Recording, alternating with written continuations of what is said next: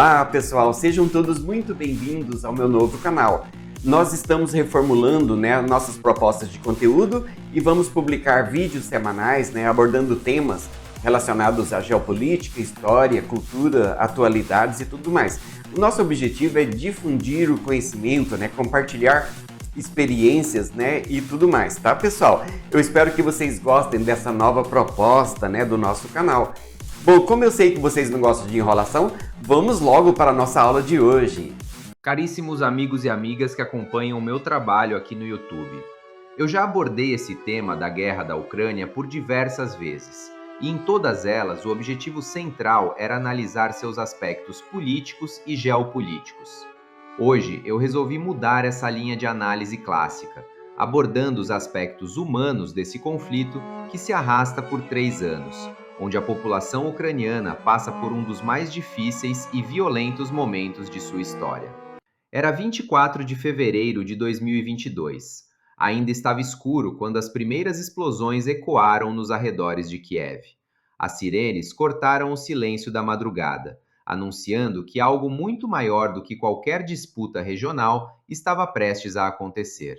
Famílias correram para abrigos, homens se despediram às pressas, crianças agarraram seus brinquedos enquanto tanques avançavam por fronteiras antes consideradas intocáveis.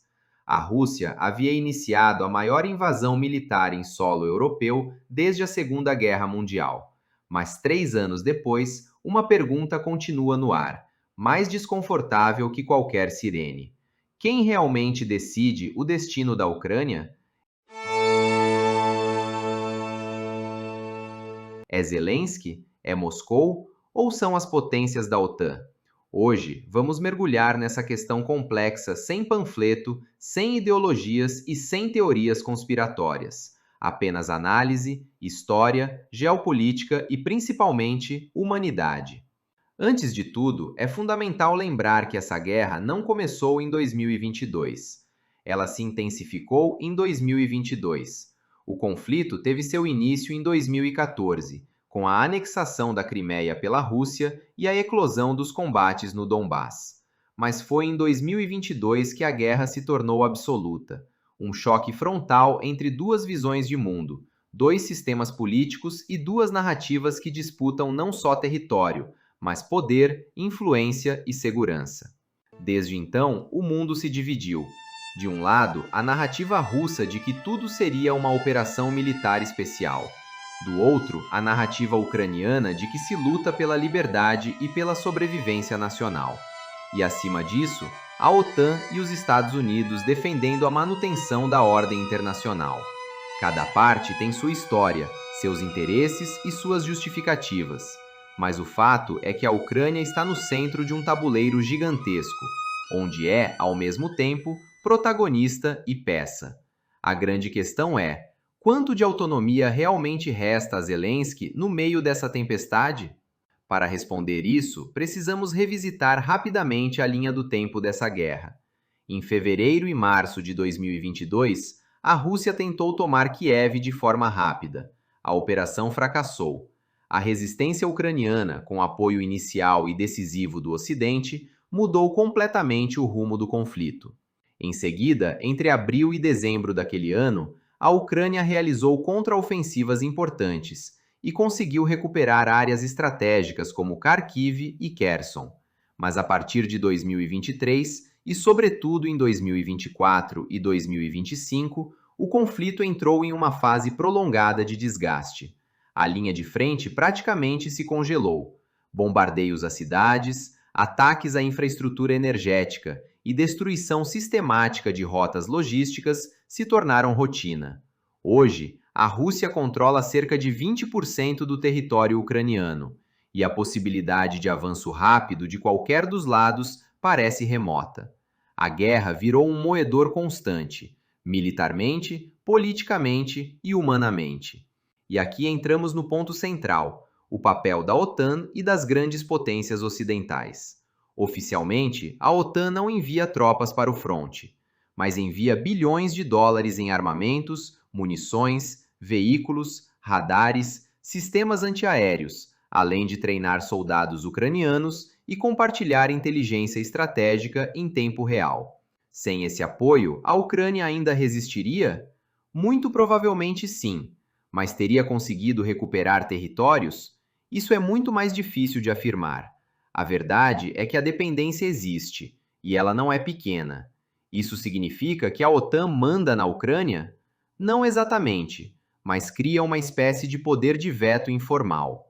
Quando Washington hesita em liberar pacotes de ajuda, quando o Congresso americano entra em impasse, quando países europeus demonstram fadiga após anos de gastos militares, Kiev sente, Zelensky sente, e o seu espaço de manobra diminui. É como remar contra a correnteza. Você segura o remo, mas não controla a força do rio. Zelensky se tornou um símbolo de resistência mundial no início do conflito. Seus discursos diante de parlamentos estrangeiros, suas transmissões em meio a ruínas e seu apelo constante por união internacional marcaram o início da guerra. Mas 3 anos depois, o cenário é outro.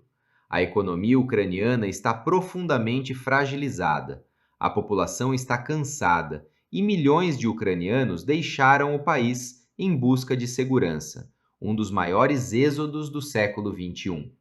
No plano interno, Zelensky enfrenta críticas de setores da oposição e até de comandantes militares, que questionam a falta de avanços e a dificuldade de mobilização. No plano externo, enfrenta outras pressões. Negocie, não negocie, avance, espere, recupere território, aceite concessões. Nenhuma dessas pressões é simples de administrar e nenhuma depende exclusivamente dele. E é nesse ponto que surge o exercício preditivo. Até onde vai a autonomia da Ucrânia? Hoje, Zelensky parece ter diante de si 3 caminhos possíveis, nenhum deles fácil. O primeiro é aceitar no futuro um acordo de paz que inclua perdas territoriais. O segundo é permitir que a guerra congele no tempo, criando uma espécie de Coreia do Sul da Europa, uma fronteira militarizada permanente. O terceiro é continuar apostando na resistência e na retomada gradual de território, apostando que novas tecnologias ou oscilações políticas no Ocidente possam alterar a balança militar. Mas nenhum desses caminhos depende apenas de Kiev. Todos passam por Washington, Bruxelas, Berlim, Paris, Londres e, claro, por Moscou. Mas, por mais que falemos de estratégias, fronteiras e alianças, nada disso pode nos fazer esquecer o que realmente importa: o ser humano. Milhões de refugiados ucranianos estão espalhados pela Europa. Milhões de deslocados vivem dentro do próprio país. Cidades inteiras foram destruídas. Idosos passam o inverno sem aquecimento.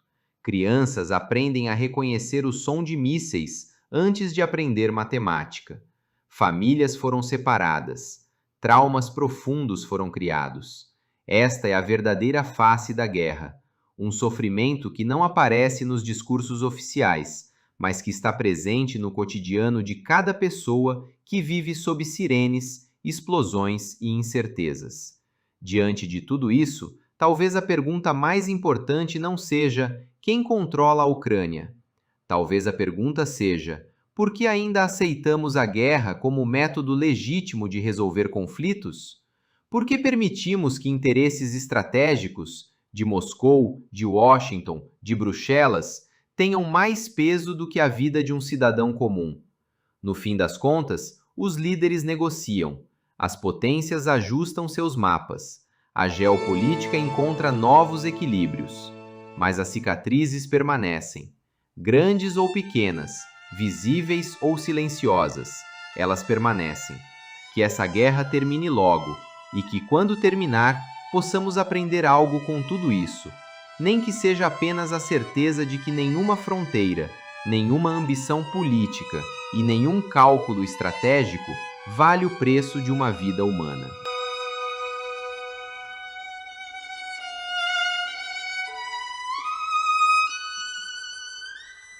Bom, pessoal, então chegamos ao fim de mais uma aula aqui do nosso canal. Eu espero muito que vocês tenham gostado. E se vocês gostarem, Eu peço que se inscrevam no meu canal, ativando o sininho para receber as notificações e também deixando o seu like e comentários, né, para que esse vídeo ganhe relevância junto à plataforma do YouTube.